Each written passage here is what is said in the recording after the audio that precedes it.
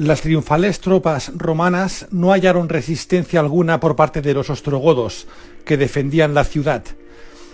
En lugar de salir a cortarles el paso, supieron un rato después que esos habían huido por la puerta Flaminia, situada al norte de la gran urbe. Pese a eso, Belisario, previsor y prudente como era, había mandado que el ejército entrara en perfecto orden de combate y no se relajara la disciplina. Pero a medida que avanzaban por la vía Sinaria, y sin indicio alguno de presencia de bárbaros armados, la rigidez fue dando paso a una marcha más de tipo triunfal. Los hombres, exultantes y henchidos de orgullo, se fueron percatando de que la curiosidad de los habitantes de la ciudad iba en aumento. Al principio, fueron solo unos pocos los que se atrevieron a asomarse a las ventanas y a los portales de sus viviendas, aunque progresivamente la gente fue despertándose, ya que había oscurecido hacía un buen rato, y perdiendo la timidez a la sorpresa inicial. Decenas de ciudadanos empezaron a emerger desde sus viviendas a medida que iba escuchando el avance ruidoso del marchar de las tropas. Sin duda, debía ser todo un espectáculo ver aparecer por las calles a un enorme ejército, perfectamente formado. Pero eso no era lo más llamativo.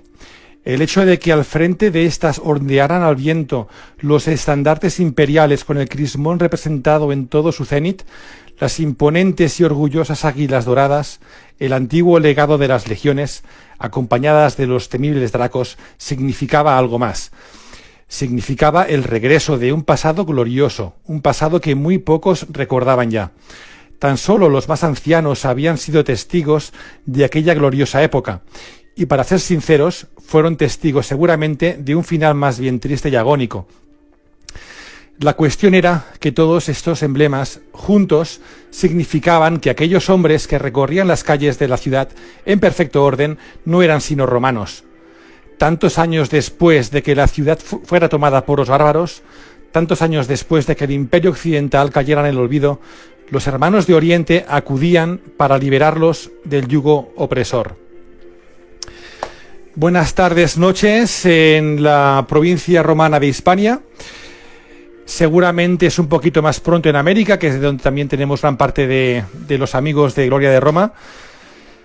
Buah, increíble el spoiler, el avance que Sergio nos ha dado con su tercera novela en ciernes, en la que está trabajando actualmente. Os avanzo el título porque me parece increíble, me parece súper acertado, me parece muy épico. Roma Inmortal. De hecho, está trabajando en directo. Esta noche pasada, yo sé que él ha estado componiendo en la madrugada, en la fría madrugada que tenemos por estos lares, ha estado componiendo parte de sus letras. Así que qué mejor forma de continuar la aventura de Belisario en Roma que empezar con este alegato, este párrafo, este pasaje sobre la entrada triunfal de romanos que recuperan Roma tras décadas de poder en manos de bárbaros, imaginando que podía suponer aquello, ¿no? Pues bien, aquí estamos, aquí dejamos a Belisario semanas atrás. Y bueno, creo que es momento para dar paso a nuestro invitado especial, Sergio Alejo, escritor, divulgador, historiador, muchas cosas. Vamos a disfrutar mucho hoy, creo que tenemos un programa especial, va a ser más largo, vamos a tener aquí un toma y daca con los ostrogodos, un pueblo germánico muy aguerrido, muy duro, con más poderío militar que los vándalos en la conquista de África, que también fue heroica, pero esta va a ser más dura todavía. Vamos a ver también un episodio que para mí es de carne de gallina. Esta mañana lo hablábamos con Sergio, comentando un poquito el directo de ahora. Vamos a ver cómo un gran general que se precie, uno de los grandes, tiene que ser capaz de, llegado el momento, de coger la espada y enfrentarse a mayor peligro de muerte. Eso lo hizo Alejandro Magno en múltiples ocasiones, lo hizo Aníbal Barca cuando en Canas, su gran victoria y una de las más grandes de la historia, consiguió tapar una brecha en el frente que habría supuesto perder la batalla. Y lo hizo también César en algunas ocasiones, como en el asedio de Alesia, y aquí Belisario lo va a hacer igual. Es un episodio épico que demuestra que estamos ante una de las grandes figuras, estratega, táctico, ingenioso, y encima tenemos aquí un héroe con la espada en la mano. Así que sin más dilación vamos a dar paso a nuestro querido y apreciado amigo Sergio Alejo. Hombre, Sergio, ¿qué tal? ¿Qué tal? Buenas tardes a todos. Primero saludamos a Honduras Antigua 12, ¿no? Que dice, bro, salúdame, que lo he puesto como 15 veces. Le saludamos desde aquí porque si no nos va a colapsar. Ya sé quién es, ya. Gracias, amigo. Bienvenidos todos. Bueno, Sergio, ¿qué tal? ¿Cómo va la tarde? ¿Cómo va la tarde fría de este invierno hispano tan helado que tenemos hoy? Bueno, pues aquí con la calefacción cerquita, que se agradece, que aquí estamos viviendo ahora un fenómeno atmosférico como puede ser esta tormenta Filomena, ¿no? Este fenómeno de la naturaleza, pues que nos está haciendo pasar pues una oleada de frío, ¿no? Aquí en la vieja Hispania. Pero bueno, nada que no se pueda soportar en estos tiempos. Yo pienso que los romanos del siglo VI pues lo tenían peor para poderse calentar, ¿no? O sea que podemos considerarnos privilegiados. Pues sí, un poquito peor lo tenían, pero bueno, los dejamos ahora mismo, los dejamos con cierta gloria, ¿no? Cierta gloria porque es que esto que hemos leído hace un momento de este avance magnífico de tu futura novela, completando la trilogía, quién sabe si habrá más, será una tetralogía o será pentalogía, porque esto, cuando empiezas con Belisario, no sabes cuándo puede acabar, ¿no? Los dejamos con la gran gloria de entrar con los estandartes romanos de nuevo en Roma. Esto es que mejor comienzo que este no puede haber, ¿no? Bueno, claro, ya os avanzamos que al final pues abriremos un turno de preguntas, por eso vamos a ser un poquito más ir al grano, ¿no? Vamos a ir directos al grano para entrar en el meollo de la cuestión. En primer lugar, gracias por haber leído este pasaje de esta obra que está aún en construcción, pero bueno, que se ajustaba bastante cuando me dijiste cómo podíamos empezar este programa. Pensé, aunque esté aún redactando esta novela que no haya visto la luz todavía, yo pienso que es una buena manera de empezar el programa de hoy porque justamente coincide con el punto en el que dejamos el último directo, ¿no? Entonces, ¿qué hay más épico que comenzar con la entrada gloriosa de esas tropas el 9 de diciembre del año 536 en la Roma eterna, ¿no? Esa Recuperatio Imperii en máximo apogeo, ¿no? Porque ¿qué hay más eterno, más romano que la ciudad que vio crecer y vio nacer esta civilización y que ahora volvía a estar en manos de sus legítimos dueños o en los hermanos de estos legítimos dueños, ¿no? Porque son los hermanos de Oriente, pero es lo más cercano que había por encima de los ostrogodos o de los érulos iniciales que hicieron caer ese sistema, ¿no? Es que Roma es inmortal, Sergio, Roma es inmortal. ¿Qué mejor título para esta novela de conquista de Italia que Roma inmortal? Realmente me parece súper acertado y te auguro mucho éxito porque yo, ya te digo, yo estoy ahora adentrándome en el principio de tu saga y la estoy disfrutando bastante, la verdad. Tiene muy buena pinta.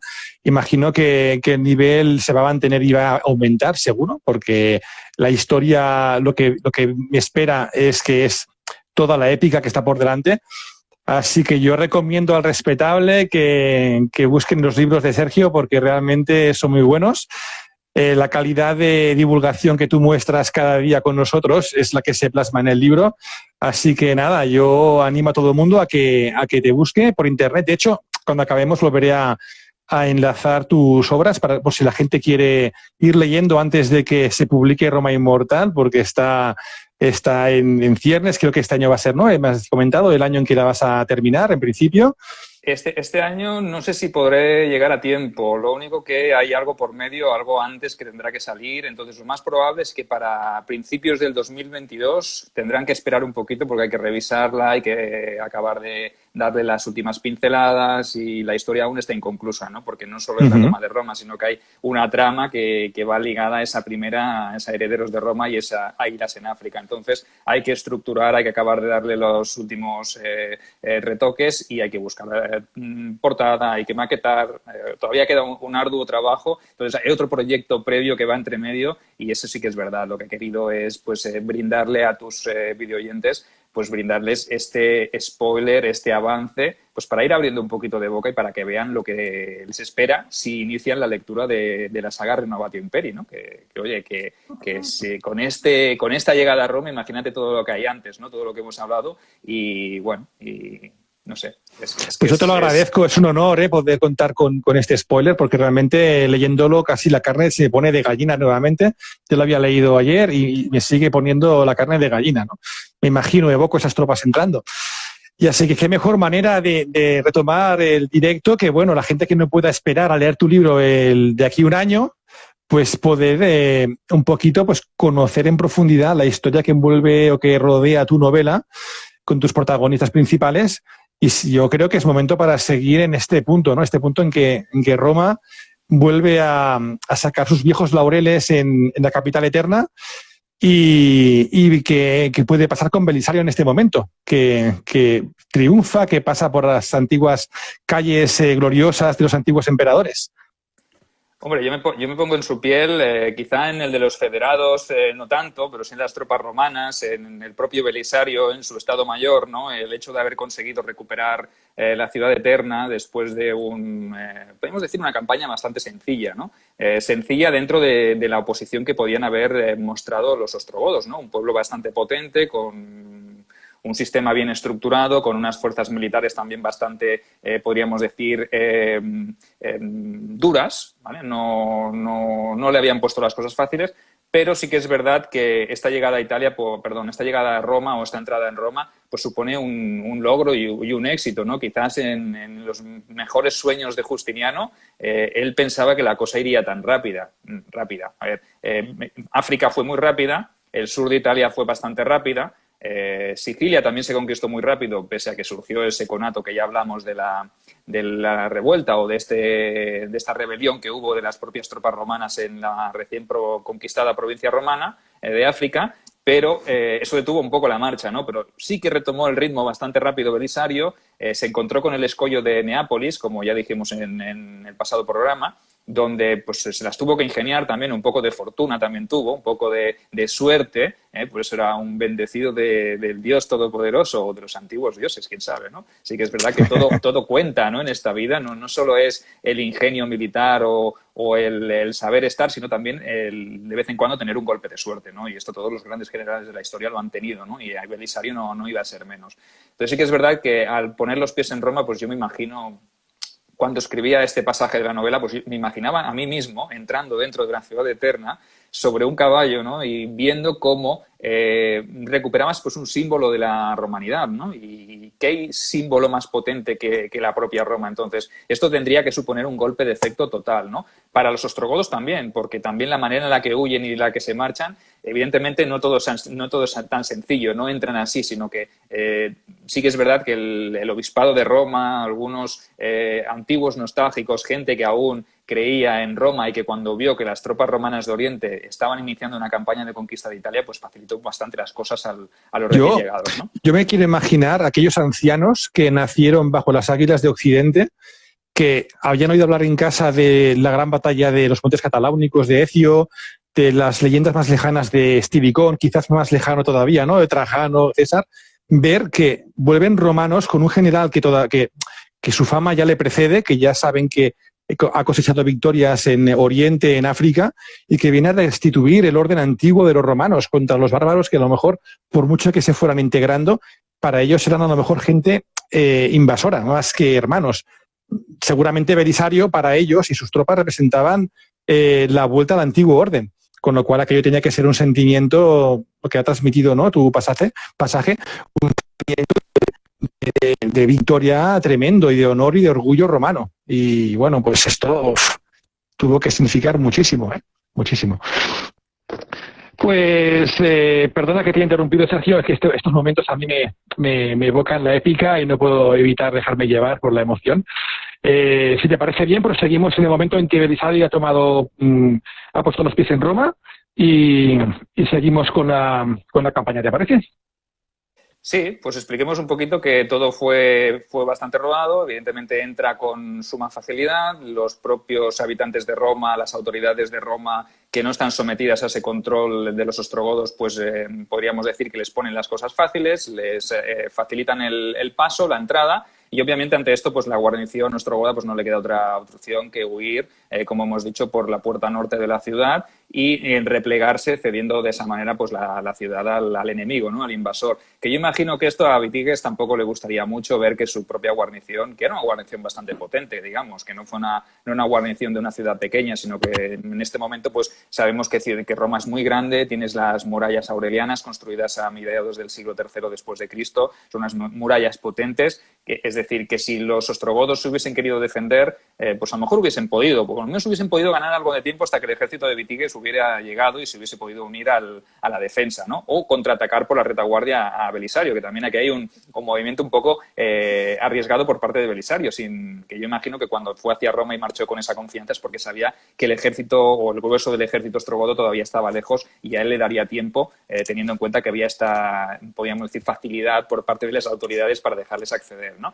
Bueno, la cuestión, sin hacer ucronías ni a entrar en teorizar qué podía haber pasado, qué no podía haber pasado, sí que es verdad que Belisario entra en Roma el 9 de diciembre del 536, como ya hemos dicho, y Witiges, pues obviamente cuando le llega la noticia de esa toma de Roma, le entra más mala leche todavía de la que ya podía tener, porque teniendo a los romanos campando a sus anchas por el sur de Italia, llegando hasta el Lacio, pues imagínate, la situación era un poco crítica, ¿no? Entonces, como rey, si tú no haces nada, pues precisamente eso es lo que le sucedió a su predecesor, ¿no? Que ante su impasividad, pues también fue depuesto y obviamente pues luego fue Witiges el que le dio Matarile. O sea que Witiges tenía que espabilarse por su propio bien también. Entonces lo que hace es encaminarse directamente hacia Roma con el grueso de las tropas, libera tropas que tenían defendiendo la frontera norte, hace un acuerdo con los francos, hace una especie de tratado de paz, los francos evidentemente se mantienen un poquito al margen a la expectativa de lo que va a suceder y él hace unos pactos, imagino que cedería alguna parte de terreno, ¿vale? Territorio para ellos, a cambio de que les dejen en paz, porque lo que tiene que hacer es solventar primero la amenaza interior, ¿no? Lo que es la amenaza interna dentro de su propio reino. Así, sabemos que Belisario entra en Roma, evidentemente, después de esa jornada gloriosa o esos días festivos, imagino que lo sabría. Él se pone en contacto con las autoridades de la ciudad y lo que decide es plantear la defensa, porque obviamente tonto no es y sabe que ha entrado en el corazón del reino. Y eso simboliza un aumento de la moral para los romanos y una bajada de moral para los ostrogodos. Entonces, sabe que los ostrogodos acudirán prestos a levantar o intentar recuperar esa ciudad, ¿no? Que es, podríamos decir, la joya, ¿no? La joya del reino. Aunque la capital en este caso hay que tener claro que era la ciudad de Rávena, que estaba bastante más al norte, ¿vale? Al noreste de la ciudad de Roma. Que era la capital ya desde tiempos finales del Imperio Occidental, ¿no? Porque Roma perdió desde la época de 1.000.000 de habitantes, quedó reducida a unos pocos miles, que también hay que tenerlo en cuenta, ¿no? Que Roma tenía la dimensión territorial, las murallas y tal, pero lo que era la importancia poblacional tampoco era la que tuvo en tiempos de esplendor, evidentemente, ¿no? Así que bueno. Ya en tiempos del asedio pues, podemos decir del saqueo de Roma de Alarico en el 410, bueno, el asedio también por parte de los godos, del rey Alarico, pues ya tampoco era la ciudad, no era la capital, podemos decir era una ciudad ceremonial, por lo que simbolizaba, pero la capital oficial imperial del Imperio Romano de Occidente ya era Rávena desde hacía tiempo. Había sido incluso Mediolanum. La propia Milán había sido también antes capital y luego se cogió la ciudad de Rávena pues porque estaba en una zona cenagosa, fácilmente defendible, donde asediar era difícil, ¿no? Y si no me equivoco, tanto emperador como senado estaban radicados ya ahí desde hacía tiempo, ¿no? Desde tiempo incluso de los érulos y los ostrogodos, con lo cual Roma sí que tenía ese nombre, pero la importancia también estratégica a lo mejor tampoco lo era tanto. Podría ser. No, en este momento no lo era, no lo había sido en el último siglo, o sea, llevaba tiempo que no lo era, pero tenía un poder y un simbolismo, bueno, fuera de lo común, ¿no? Todos los romanos de Oriente sabían que eso era un duro golpe y Witiges también lo sabía, pues por tanto Witiges tuvo que ir directamente a levantar ese asedio, pues, o esa toma, a intentar recuperar esa ciudad que simbolizaba todo eso, ¿no? Entonces, sabemos que el 21 de febrero de 537, o sea, tuvo poco más de 2 meses y algo, tuvo Belisario para reforzar la ciudad y las defensas, porque también es verdad que la ciudad, pues al no ser la capital del imperio, pues había sido como un poco descuidada, ¿no? Me parece que nos sale, mira, ahora nos sale aquí precisamente un comentario que nos dice eso, ¿no? Que estaba totalmente descuidada. Entonces, Belisario lo que tuvo que hacer fue refortificar, reforzar los puntos, como había hecho con Cartago, evidentemente. Ya dijimos que los bárbaros, ni los vándalos en el norte de África, ni los ostrogodos, eran grandes constructores, ni eran grandes, podríamos decir, señores de la poliorcética, o sea, no estaban preparados para hacer grandes asedios, para resistirlos. En cambio, los romanos pues tenían una tradición bastante antigua, ¿no? En este ejército del Imperio Romano de Oriente todavía tenemos mucha tradición y mucha herencia de la poliorcética de época alto imperial, o sea que se siguen usando máquinas de guerra, se sigue construyendo con un cuerpo de ingenieros bastante potente. Entonces Belisario sabe que si quiere resistir un asedio de un ejército bastante grande, porque yo pienso que a estas alturas ya sabía qué era lo que le iba a venir encima, pues sabía que necesitaba reforzar esas defensas, perfeccionarlas, e incluso sabemos que instaló catapultas, balistas, todo en lo que eran las torres de la ciudad. Roma es muy grande, no sé si tenemos aquí el plano de Roma, si nos puedes adjuntar un plano de la ciudad, Edu. Estoy en ello, aquí tengo un plano parcial. Vamos allá. Un plano parcial de lo que era la ciudad de Roma. Una ciudad enorme, con muchísimas puertas, o sea, con puntos, con torres, con muchos accesos y muchos puntos que defender. Eran kilómetros y kilómetros de muralla. La muralla aureliana se construyó precisamente por eso, ¿no? En un siglo III, en un mediados del siglo III bastante convulso, donde los pueblos germanos incluso habían llegado a colocarse en el norte del Lacio, habían llegado a Hispania, habían arrasado ciudades y provincias romanas en ese siglo III tan convulso. Recordemos, las murallas de Lugo, de Lucus Augusti, las murallas de Tárraco, son murallas bajo imperiales del siglo III. ¿Por qué se construyen esas murallas tan altas, tan poderosas? Pues porque hay una amenaza, ¿no? Entonces, Roma, como capital en ese momento, el emperador Aureliano lo que hizo fue reconstruir esas murallas, y aquellas murallas servianas que eran ya de época monárquica, unas murallas bastante arcaicas,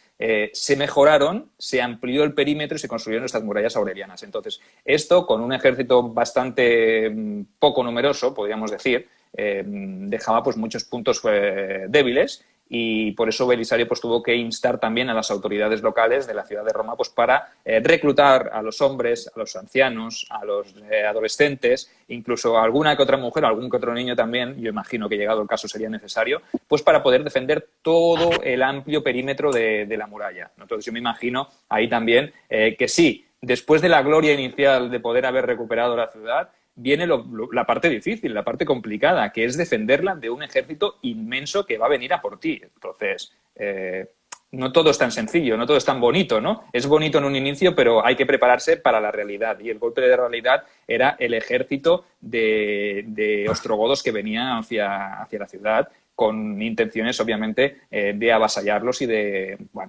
someterlos. Y que, claro, que si entran y te conquistan, puedes imaginarte, Edu, lo que va a ocurrir a continuación. Pues aquí tenemos tema, tenemos tema ahora de combate. Así que vamos a ver qué es lo que planean los godos. De hecho, en este dibujo, en esta ilustración, tenemos un poquito ya, si la gente se ha fijado con detenimiento, vemos aquí ya campamentos godos situados para un poquito escarmentar a Belisario, ¿no?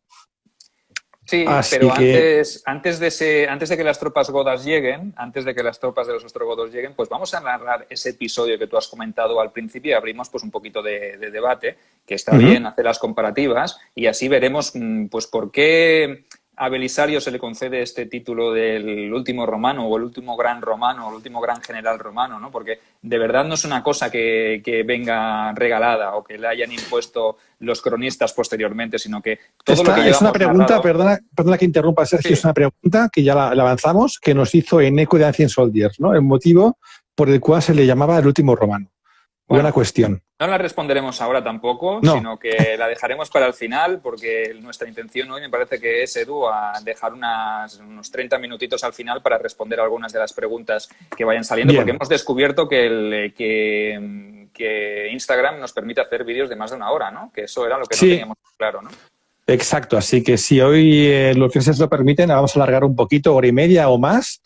Así que tenemos una charla por delante bastante buena, bastante amplia.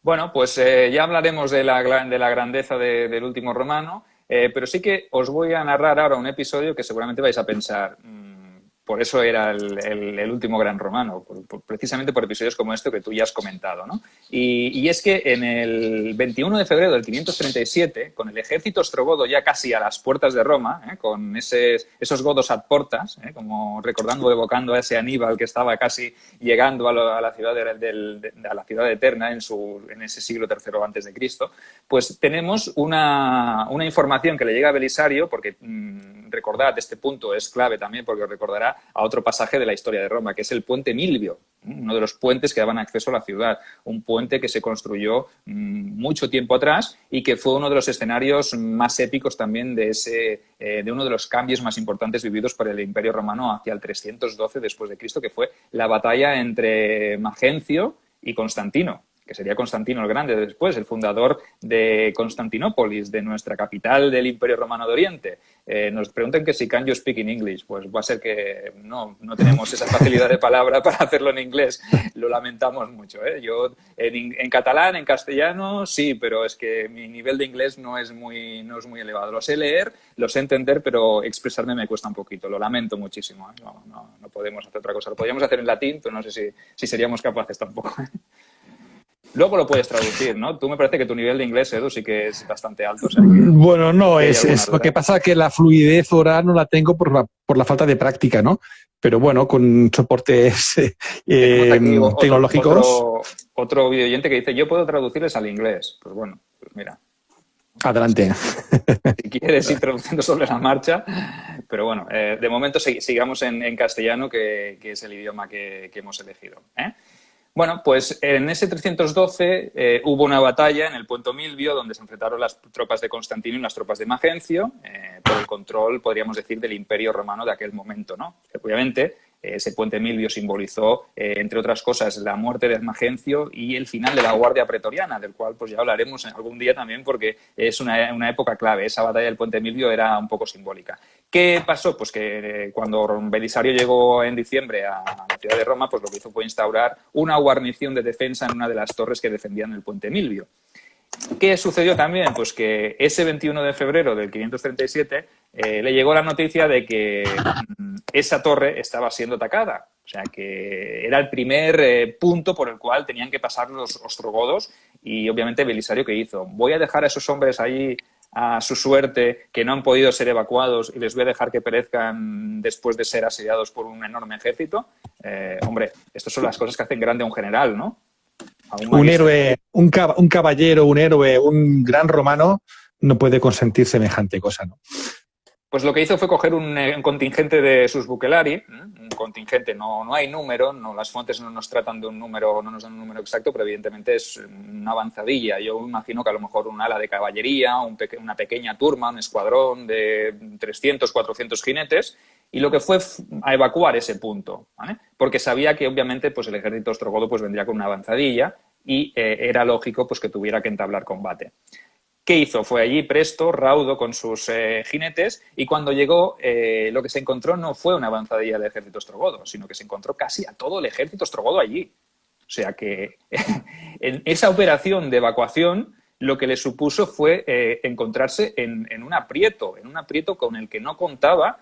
Y bueno, ya os digo, ya os avanzo, que este episodio en mi tercer libro de Roma Inmortal lo voy a narrar de una manera espectacular. No os voy a dar muchos detalles, pero sí que lo seleccionado, sí, porque me parece un momento espectacular, un momento épico. Y para ello, pues os voy a leer un relato de Procopio, nuestro querido cronista de Belisario, amigo personal de Belisario, Procopio de Cesarea, que nos dice que salió el general con unos 1000 jinetes, yo creo que serían menos, no creo que hubiese salido con tantos, pero bueno, Aceptemos los datos de Procopio, que al fin y al cabo estuvo allí, nosotros no estuvimos. O sea que Procopio al menos tenía el don de haberlo vivido como testigo, ¿no? Entonces, Procopio nos dice, literalmente, os voy a leer un relato o un extracto de la Guerra Gótica, de su obra de las Guerras Góticas, y nos dice: entonces Belisario, aunque había estado antes en una posición segura, ya no conservó por más tiempo el puesto de general, sino que comenzó a luchar en las primeras filas como un soldado más. Cuantos de entre aquellos tenían pretensiones de demostrar valor, dominados por un enorme deseo de honores, se acercaban todo lo más que podían e intentaban echarle mano y, sintiéndose poseídos por una furia incontenible, lo golpeaban con sus lanzas y sus espadas. O sea que estos son los jinetes ostrogodos que están viendo, han localizado a Flavio Belisario y van a por él, porque saben que es el general, saben que es el alma del ejército romano. Continúa el relato. Sin embargo, el propio Belisario iba matando a los que continuamente venían a su encuentro, a un lado y a otro. Y él mismo sacó entonces un extraordinario provecho en aquel momento de peligro de la lealtad hacia él de sus propios lanceros y escuderos. Pues todos se colocaron alrededor de él e hicieron una demostración de valor tal, creo yo, como no ha sido mostrada por ningún hombre en el mundo hasta el día de hoy. Sin embargo, la buena suerte quiso que Belisario aquel día no resultase herido ni tampoco alcanzado por arma arrojadiza alguna, aun a pesar de que la batalla se desarrolló únicamente en torno a él. O sea que Procopio lo hace épico. No sé si yo podría hacerlo tan épico como lo ha narrado Procopio en mi novela. Seguro que sí, pero vamos, es que ya te explica lo que hay, ¿no? Tiene que, te lo evocas y tiene que ser un enfrentamiento de aquellos de películas como el final de Excalibur o alguna historia de estas, ¿no? Del rey Arturo, ¿no? Porque claro, es que estaba completamente rodeado. Tenía que dar unos espadazos el hombre. Se estaba jugando la campaña entera, ¿no? De Italia en ese momento. Así que sus hombres a su alrededor.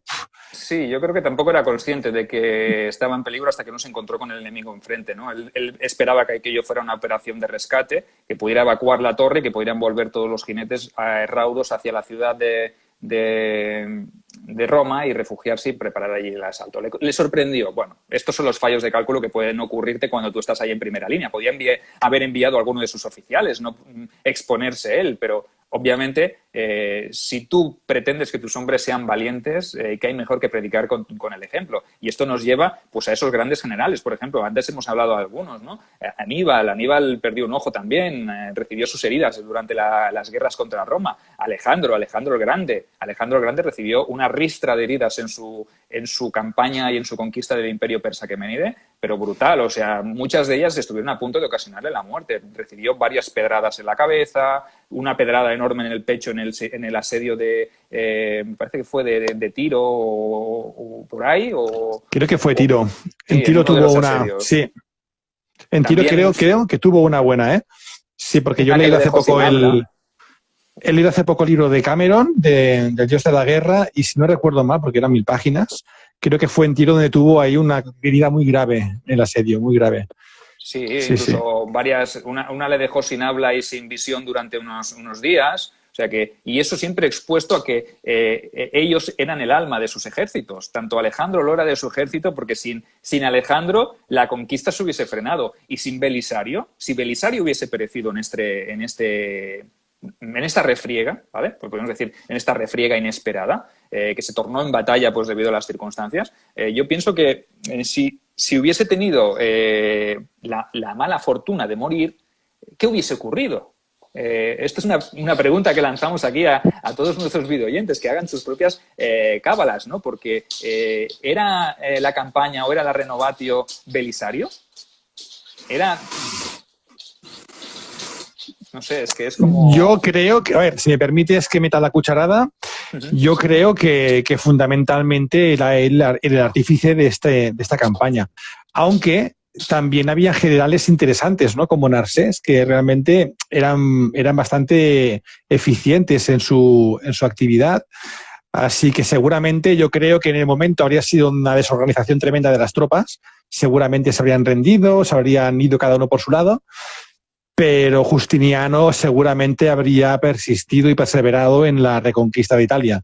¿Con qué resultado o con qué éxito? No lo sabemos, pero seguramente como con Belisario también no podía ir la cosa, a mi entender.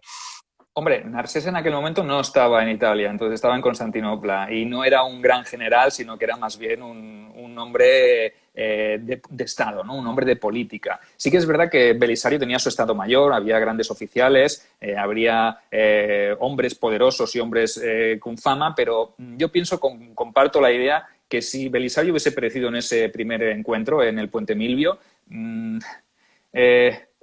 la serpiente hubiese quedado descabezada. Entonces, lo más probable es que o se hubiese rendido Roma o no hubiesen sido capaces de resistir y ante el primer envite ya hubiesen sucumbido y se hubiesen tenido que rendir. Entonces, todo lo que se había logrado con ese esfuerzo se hubiese perdido, ¿no? Entonces, sí que es verdad que... Dime.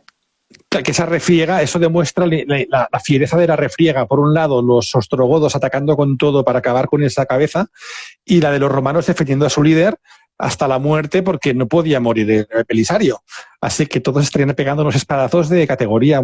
Así que podemos imaginarnos, claro, cuando alguien ve lo presencia, lo tiene que describir, lo narraría seguramente como lo hizo Procopio, ¿no? Que era nada igual se había visto jamás, porque seguramente sería un momento y un espacio-tiempo de combate comparable con muy pocos en la historia, seguramente. Sí, y yo imagino pues sus hombres dándolo todos por él, porque también sabían que él era Roma, o en ese caso, él era la defensa de Roma, él era la renovatio, él era esa campaña. En ese momento saben, son sus hombres, sus escuderos, sus más leales protectores, pues sabían que si Belisario caía se acababa todo, ¿no? Entonces son los encargados de ponerle a salvo, aunque él también pelea y lucha duro. Y una muestra de esto es cuando Belisario logra replegarse con los supervivientes hacia Roma, llega a la puerta y les dice a los que están custodiando la puerta que abran el puente levadizo para que entren, ¿no? Para dejarles pasar. ¿Y qué hace el soldado o los soldados que están de guardia? Pues como Belisario y sus tropas vienen todas llenas de sangre, de la fiereza y de la dureza del combate, pues no le abren, porque no saben si es Belisario o no es Belisario, si es una trampa o no es una trampa. Bueno, después yo imagino, de ir mirando hacia atrás y decir, hostia, que vienen los ostrogodos, ábreme, que soy tu general, ¿no? Y después de convencerle, como no me abras, te vas a enterar. Hasta que alguien, yo que sé, que lo conociera, porque a lo mejor todos los hombres no le habían puesto cara a Belisario, o sí que lo conocían de vista, pero hombre, un tipo de sangre hasta las cejas, que no se le puede reconocer, y todo, a lo mejor, yo que sé, por su espada, o por su montura, o por un lunar que tenía el caballo de Belisario, vete a tu saber, ¿no? Que alguien Santo y seña. Claro, correcto. O a lo mejor salió tan rápido que se olvidó del santo y seña, ¿no? Pero ¿cómo tenía que ir Belisario y sus hombres para que no supieran si eran romanos o eran ostrogodos, ¿eh? Correcto, eso da fe de cómo fue la retirada o el repliegue, cómo tuvieron que llegar de mermados y hechos polvo, ¿no? Es increíble. Sí. Resulta que al final, pues sí que les dejan entrar y bajan los soldados que no habían reconocido a Belisario, pues imagino que al pedirle disculpas, ¿no? Y Belisario, pues lejos de castigarlos y de someterlos a infames torturas, que hubiese hecho quizá otro, pues Belisario lo que le dice es: muy bien, soldado, has cumplido con tu labor. Tu labor era proteger la puerta y hasta que no has estado seguro ni has estado convencido de que era yo y que éramos nosotros los que veníamos, no has abierto la puerta. Entonces, encima de todo eso, le congratula y le felicita y le dice: muy bien hecho este trabajo. O sea, que ¿cómo era Belisario? Eso lo ensalza aún más. Claro. No sé si esto es una anécdota real o dista un poco de la realidad y lo que quieres ensalzar un poco más la persona del propio general. Pero bueno, la cuestión es que sigue siendo épico, ¿no? Tanto una cosa del Puente Milvio como luego su regreso. Bueno, nos plantamos en que esta operación de rescate ha sido exitosa, Belisario ha podido comprobar que lo que viene es grande y, bueno, los siguientes días, pasan 18 días hasta que se produce el siguiente encuentro. ¿Y qué hacen los ostrogodos en esos 18 días? Pues instauran su campamento de asedio. Podemos decir su campamento, no, sus 7 campamentos, que también tenemos una fotografía que ahora compartiremos con vosotros, donde podéis ver la ciudad de Roma rodeada por todos estos puntos más redondos que están en las afueras. Cada uno de estos sería un campamento ostrogodo. O sea que se sitúan 7 campamentos que rodean la ciudad de Roma para hacer un asedio en toda regla. O sea que Vitigues va a por todas. O sea, sabe que lo que no puede hacer es permitirles a los romanos que salgan de allí con vida o que se adueñen de la ciudad, ¿no? Entonces, si os fijáis, es hasta curioso que la simbología, ¿no? 7 campamentos para la ciudad de las 7 colinas. Es que es como que todo encaja, ¿no? Queda como un poco mágico, divino, providencial, ¿no? Son 7 campamentos, un ejército muy potente que lo que hace es sitiar la ciudad de Roma, ¿no? ¿Qué hizo también en primera instancia Witiges? Pues, obviamente, cortar el elemento clave para todo sitio. ¿Qué piensas tú, Edu, que puede ser ese elemento tan clave que es necesario para resistir un asedio? Hombre, yo creo que en primer lugar yo atacaría el agua, atacaría el recurso básico, porque dicen que el humano no sé si puede aguantar 3 días sin beber, o quizás un poco más, pero no mucho más. Así que por ahí atacaría los acueductos, que me parece que es lo que hizo Witiges, ¿verdad? Correcto, correcto. Witiges lo que hizo fue cortar digamos, el abastecimiento de agua. Es uno de los recursos esenciales si uno quiere resistir un asedio, por mucho que tú hayas hecho acopio de provisiones, tanto comida como agua, pues oye, llegará un tiempo o un momento en que necesitarás más, ¿no? Este fue el recurso inicial, ¿no? Pero ya hemos dicho que no estamos ante cualquier sitiado, ¿no? Si estamos con Belisario, y Belisario lo que hizo fue muy sencillo. ¿Qué tenía Belisario que no tenía, o qué tenía Roma, de lo cual pudo sacar provecho que no tenían otras ciudades? El Tíber, un río navegable, un río que aportaba agua, que aportaba una vía de salida. Aparte, Roma ya hemos dicho que tenía muchísimas puertas, muchísimas salidas. Y por muy ejército grande que tú tuvieras, era imposible controlar tantos accesos y tener tantas patrullas o tantos contingentes en todos esos puntos. Entonces, sitiar Roma era muy, muy, muy difícil. Y ya hemos dicho que los ostrogodos, como la mayoría de los pueblos germanos de este momento, de este siglo IV, siglo V, siglo VI, no eran maestros de la poliorcética. Los griegos sí que lo fueron, los macedonios lo fueron, los romanos lo fueron, los romanos de Oriente sí. La poliorcética es el arte del asedio, ¿no? El arte de la construcción de máquinas de asedio, de defensas, de ataques. Entonces, Belisario se preparó, tenía un cuerpo de ingenieros muy potente y lo que hizo fue defender la ciudad. Entonces, ¿qué pasó? Pues que ese agua del Tíber sirvió para mover los molinos que había dentro de la ciudad. Y esos molinos producían pues todas las provisiones necesarias. Witiges no contó con eso y evidentemente cuando alguien le dijo, a lo mejor, imagino yo, que alguien le dijo, oye Witiges, que esta Roma no va a caer tan rápido como tú crees, que el agua no va a ser un recurso. Entonces Witiges que dijo, pues hay que atacar, hay que atacar. Y eso pasó el 18º día del asedio. El 18º día del asedio, los ostrogodos pues decidieron atacar con torres y escalas, que es lo único que tenían. Digamos, no tenían unas máquinas de guerra demasiado complejas. Torres, arietes, escalas, lo más básico para un asedio, ¿no? ¿Qué hizo Belisario? Pues Belisario colocó sus tropas estratégicamente en los puntos, en las puertas, en las torres, por donde vendrían las tropas asaltantes, y se encargó de hacer la defensa de la ciudad, ¿no? Esa batalla fue bastante épica, fue bastante, podríamos decir, larga, duró casi todo ese día. ¿Y qué sucedió? Pues que ante la incapacidad de atacar a los enemigos que iban bien parapetados detrás de las torres de defensa o de las escalas o de los parapetos que tenían los arqueros normalmente, pues lo que hizo fue ordenar a sus arqueros que dispararan a los bueyes que tiraban de las torres, de las máquinas, etcétera, etcétera. O sea, épico también. O sea, Belisario les dice a sus arqueros que en lugar de centrarse en los enemigos que están parapetados y bien escondidos, obviamente pues que lo que tenían que hacer es disparar a las máquinas, perdón, a las bestias. Me parece que se ve aquí en el dibujo, ¿no? ¿Que has puesto? Se ve por aquí alguna animal de arrastre. Buey, ¿no? Un buey incluso o algo. con flechas aquí un poquito quizás. Correcto. Aquí encima se ve un poquito, sí que lo están atacando. Es una ilustración muy buena, es muy buena, muy buena. Entonces lo que hizo, pues eso, matar a los bueyes que tiraban de estas máquinas, y eso lo que hizo fue dejar inservible esas máquinas de asedio a una distancia bastante elevada de las murallas. O sea que los ostrogodos encima no tuvieron ni la oportunidad de llegar a las murallas de Roma. O sea que imagínate, ¿no? ¿Y qué hizo luego además? Dijo, no contento con esto, sino ahora os voy a dar una lección. ¿Qué hizo? Formó a sus contingentes de caballería, sus turmas de Bucelari, de Foderati, etcétera, etcétera, los hizo salir por las puertas laterales, atacó las máquinas de guerra y las quemó. Como diciendo, no solo os dejo sin animales de arrastre, sino que os voy a dejar sin esas máquinas de guerra. Y como sé que no tenéis los ingenieros que tengo yo, os va a costar una barbaridad volver a construir. Mira, barbaridad. Hablando de bárbaros, pues os va a costar eso, lo que sois, una barbaridad, volver a construir unas máquinas de asedio para poder seguir con el asalto a las murallas. O sea que,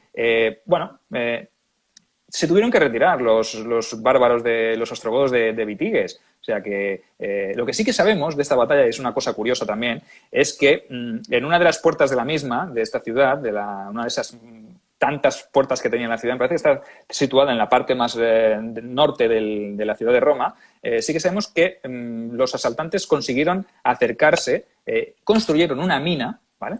Recordad que se usaba mucho la guerra de trincheras, una especie de construcción de mina, de un túnel que llegaba hasta la base de lo que era la torre o la muralla, y allí pues se ponía brea con algún animal ardiendo y se hacía explotar los cimientos para que se derrumbara lo que era la torre o la muralla, ¿no? Y eso lo consiguieron hacer en una parte de la muralla, los ostrogodos. Y Belisario, en persona, acudió con un contingente para reforzar aquel punto y repelió el asalto de los ostrogodos que ya estaban entrando casi en la ciudad de Roma por ese punto. O sea, que imaginaos, ¿no? Épico hasta en los momentos más críticos. No sé si fue en la Puerta Salaria, que la vemos por aquí, o en la Pinciana, una de las dos, las que están situadas más al norte. La Puerta Pinciana o la Puerta... Sí, ¿veis que pone aquí Belisario y pone como un señal de combate? Sí, pues fue la Puerta Salaria o la Puerta Pinciana, una de las dos, que estaban situadas más al norte. Este fue el punto donde casi los ostrogodos logran penetrar, pero tuvieron que retirarse ante el empuje y ante los refuerzos que envió Belisario, con él al frente. O sea que, evidentemente, luego cuando la cosa se despejó, ese fue uno de los puntos que Belisario se encargó de reforzar, de reconstruir y de volver a reforzar más aún, ¿no? Porque si era un punto por el cual los ostrogodos habían podido penetrar o habían tenido oportunidades de penetrar, pues oye, lo fortificó al máximo, ¿no? Bueno, dice Procopio que tras ese asalto murieron 30.000 ostrogodos, aunque a mí me parece una cifra un poco exagerada. No creo que murieran seguramente tantos, pues sería casi todo el ejército de Vitigues en el caso de que sería un primer asalto frustrante. Si a mí yo pierdo 30.000 guerreros en un primer asalto, yo ya no me preparo para un segundo, yo simplemente me retiro, ¿no? Y sabemos que los ostrogodos estuvieron allí durante mucho más tiempo, entonces yo pienso que estas cifras son un poco exageradas, ¿eh? Y más en esta época, porque los contingentes es que eran más reducidos, de pocos miles, normalmente. Llegar a junta 30.000 hombres eran momentos muy puntuales, quizás, ¿no? Donde eran batallas muy decisivas y grandiosas para esta época. Estamos hablando de las eras oscuras, ¿no? Que tampoco se reunían ejércitos como en la época de Trajano. Así que yo creo que aquí sí es una exageración, ¿no? Sin duda, sí. A ver, 30.000 los pudo haber reunido, incluso 60.000, pero perder 30.000 en un solo asalto, yo pienso que no tiene ninguna lógica. Simplemente esto se trata de lo de siempre, ¿no? De magnificar la gesta, de hacerla más épica, ¿no? Cuanto más enemigos muatas y menos eres tú, pues más exagerado queda todo, ¿no? Y entonces como más épico, ¿no? Entonces, lo mismo que la batalla del Puente Milvio ¿no? Quizá pues las cifras que nos da Procopio pues son un poco exageradas, pero siempre tienden a eso, ¿no? A ensalzar un poco la gesta. Pero bueno, lo que sabemos es que Belisario y los romanos pues habían salido victoriosos de ese primer encuentro, de ese primer asalto, y que lo que hizo Belisario fue enviar una misiva urgente a Justiniano para decirle, oye, sí, aguantaré en Roma, estoy bien, me estoy desenvolviendo, tengo el sur de Italia controlado, tengo Sicilia, pero necesito refuerzos, por favor, Justiniano, envíame refuerzos, no te duermas en los laureles, que esto es muy importante. Y el emperador lo supo. Lo que hizo fue, evidentemente, pues empezar a embarcar esos refuerzos que le pidieron. Lo que pasa que, desafortunadamente, pues el mal tiempo de esa época de navegación pues hizo que la flota de refuerzo tuviera que detenerse en Grecia debido a un temporal y los refuerzos se retrasasen, ¿eh? Entonces, Belisario pues no tuvo más opción pues que, mientras le llegaba todo eso, ¿vale?, reclutar a más gente de entre la población civil para seguir protegiendo los muros de la ciudad, ¿no? ¿Y qué hizo Vitigues? Pues Vitigues dice, hostia, pues si no puedo con Roma, voy a atacar el punto de abastecimiento de Roma. Se fue a la ciudad de Portus, ¿vale? Portus es un puerto, evidentemente, como dice bien la palabra, que estaba situado pues a orillas del Tirreno, que es el mar de occidente de Italia, ¿no? Tenemos el Tirreno y el Adriático en la costa este, ¿vale? Pues en la ciudad de Portus, pues desde allí era un puerto en el cual se recibían las mercancías, y lo que hizo Vitigues fue hacerse con el control de esa ciudad, sabiendo que ese era un punto por el cual Belisario y los asediados recibirían sus necesarios habituallamientos, ¿no? Pero, ¿qué hizo Belisario? Pues, pese a perder ese punto de abastecimiento muy importante, buscó otras opciones. Y lo que hizo fue traer suministros desde la lejana ciudad de Antium, que estaba ya bajo control romano, que estaba situada a unos 37 kilómetros de distancia, a través del propio Tíber, usando el propio Tíber. O sea, un río navegable. A ver, o tú, Vitigues, utilizas una flota y la pones ahí y atacas el abastecimiento, o si no tienes flota, lo tienes prácticamente complicadísimo. Que es lo que le sucedió a Vitigues, que no fue calculador. No se dio cuenta todavía de que el problema no era atacar el puerto, el problema era el Tíber entero. Y ellos no estaban preparados, no tenían una flota ni tenían los recursos suficientes como para enfrentarse a los romanos, que si lo hubiesen intentado navalmente, yo pienso que también con unos cuantos dromoi, en el caso de que se hubiese podido meter un dromoi, un barco, un navío de guerra romano en el Tíber, no sé si tenía la capacidad o el espacio, o unas barcazas con máquinas de asedio, yo pienso que Belisario lo tenía todo muy controlado. Bueno, lo que sí que sabemos es que a principios del mes de abril del 537... llegaron unos 1.600 hombres de refuerzo para que le vinieron muy bien a Belisario para seguir aguantando el asedio, ¿no? Eso sí que es importante, ¿no? Recibir 1.600 hombres de refresco pues vienen de maravilla en una situación donde ya tenemos que avisar que los asediados parecían más los asediadores. ¿Por qué, os preguntáis? Pues porque Belisario siguió recurriendo a la técnica de sacar escuadrillas, de sacar contingentes de jinetes que lo que hacían era atacar a los que estaban asediando. O sea, imaginaos, ¿no? Tú estás asediando una ciudad enorme, estás relajado porque sabes que por lo menos nadie te va a atacar, porque tú eres el que está asediando. Y en ese momento lo que te aparece es una turma de jinetes, 200 o 30 o 40 o 60 o 100, y lo que hacen es atacarte a ti, que no te lo esperas. O sea, ¿cómo ese hombre que está allí dentro asediado tiene la osadía de salir y atacarme a mí, que soy el asediador? Pues esto es lo que hizo Belisario. Mediante pequeñas escaramuzas lo que hacía era atacar los campamentos y los puestos de avanzada de los ostrogodos. Y eso, pues obviamente, hace que te baje la moral, porque si tú no estás consiguiendo nada, porque no eres capaz de conseguir traspasar esos muros, te estás empantanando en esa ciudad, nunca más bien dicho, porque el territorio alrededor de la ciudad también era un poco cenagoso en según qué partes, y ya sabemos lo que ocurre con las ciénagas, ¿no? Y con los pantanos, pues que son un hervidero de insectos, de enfermedades, etcétera, etcétera, ¿no? Y todo eso, si le sumas la baja moral y la escasez de recursos, pues también va en contra de los asediadores, ¿no? Y eso es lo que sucedió, ¿no? Que Belisario pudo contrarrestar este asedio con esas pequeñas incursiones. Pero, digo porque nos estamos acercando casi a la hora ya del directo y me sabe mal, porque yo pensaba que íbamos a llegar al final del sitio de Roma, pero es que llevamos... Por mí, Sergio, no sé si la gente está de acuerdo conmigo, podemos ir alargando un poco más. Yo no tengo ningún problema.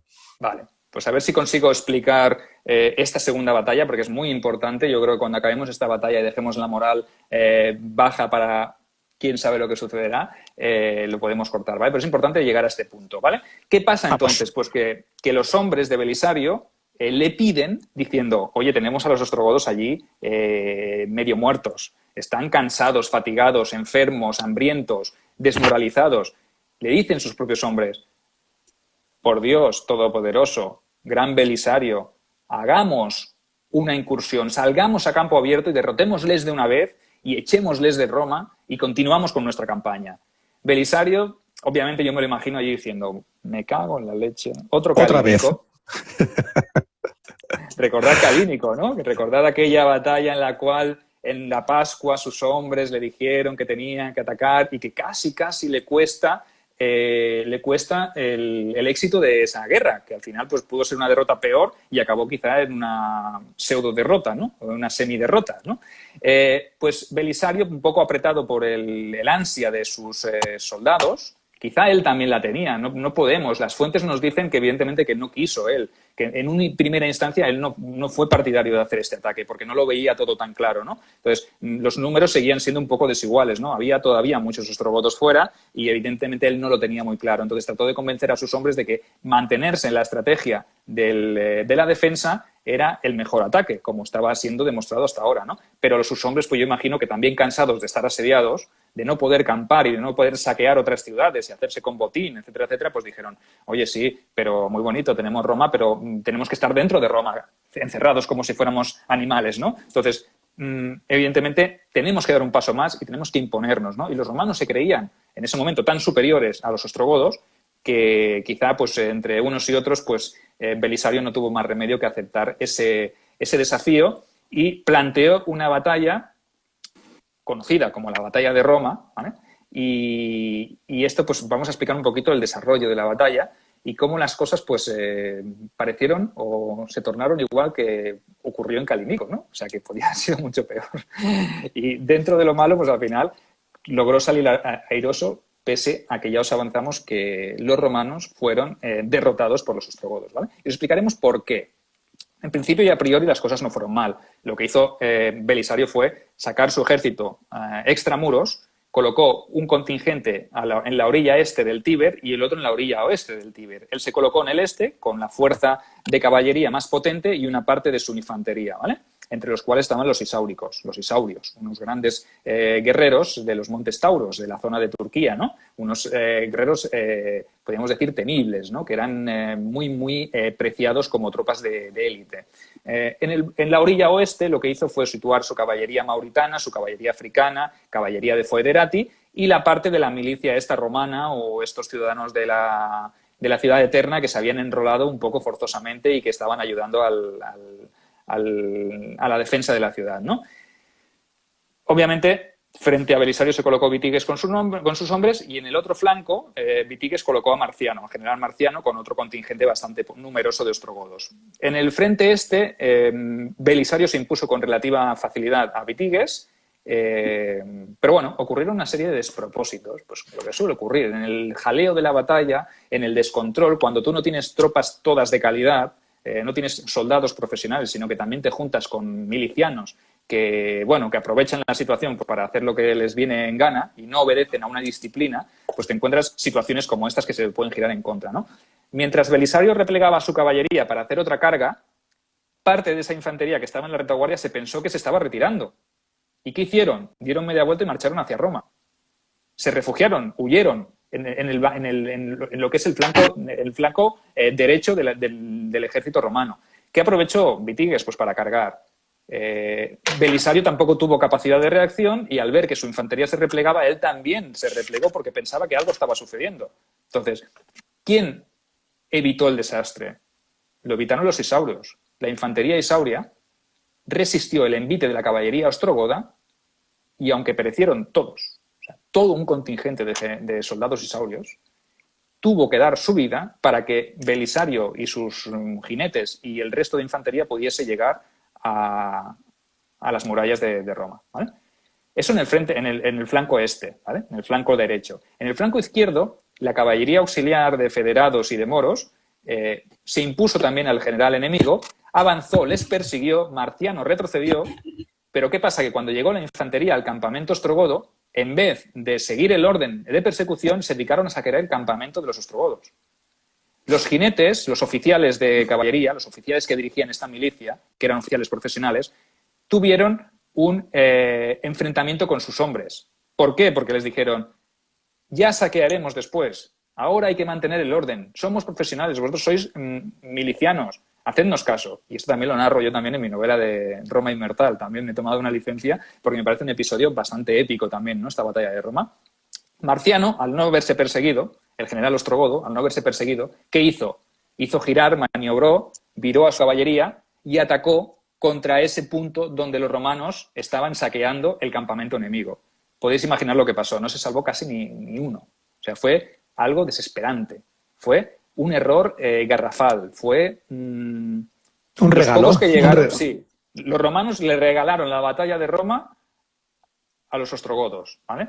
Y la situación podía haber sido mucho más desastrosa si no hubiese sido por esos isaurios que dieron su vida, que obviamente se sacrificaron por salvar a sus compañeros, o por los oficiales del flanco izquierdo que quizá en el último momento pues pudieron salvar a más que uno para que se replegara y no sucumbiera ante la embestida del general Marciano líder de los ostrogodos de este flanco. O sea que tenemos que después de este momento las cosas se tuercen.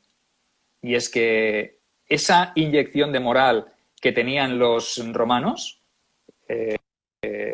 pasa a ser una señal para los ostrogodos, que eran los que estaban casi ya como diciendo, esto no salimos de esta, ¿no? Nos hemos metido en un pantanal, en un cenagal y tenemos el al cuello. Pues ahora, fruto de este desastre, que Belisario, como ya hemos dicho antes, no estaba muy dispuesto o no compartía ese punto de vista, pues se dieron cuenta de que no, la cosa pues cambiaba, ¿no? Las tornas se cambiaban, ¿no? No sé si dejarlo en este punto o si avanzar un poquito más, porque ahora ya, si acaso sabemos que después de esta batalla de Roma, las cosas no, pese a haber sido una derrota, Belisario se logró reponer, seguía teniendo la desventaja de las murallas, la defensa de las máquinas de asedio de esa poliorcética que él dominaba. Los ostrogodos no fueron capaces tampoco de seguir avanzando pese a esa derrota, pese a haber infligido esa derrota a las tropas defensoras. Y siguieron esas pequeñas escaramuzas que le dieron la razón a Belisario, y esa estrategia más conservadora que si hubiesen mantenido quizá moralmente los ostrogodos hubiesen acabado con el tiempo sucumbiendo o rindiéndose o marchándose o tratando de negociar algún tipo de paz, pues en ese momento pues siguió esa pequeña guerra de escaramuzas, ¿no?